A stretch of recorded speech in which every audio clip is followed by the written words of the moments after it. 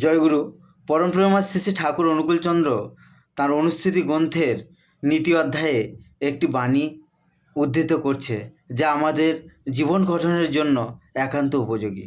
আমরা প্রত্যেক মুহূর্তে কারো না কারোর দোষ ধরি এবং সেই দোষ যেন ঘুরে ফিরে আমাদের জীবনে আসে। ঠাকুর বলছেন, দোষ দেখা ঝোঁক ধরলে ওরে, সেই দোষেতেই ধরবে তোরে।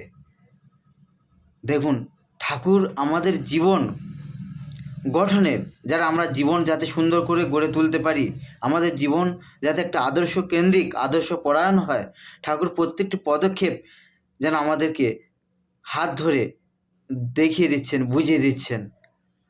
আমরা যাতে চেষ্টা করি যে আমাদের জীবনটা আরও থেকে আরও সুন্দর করে তুলতে।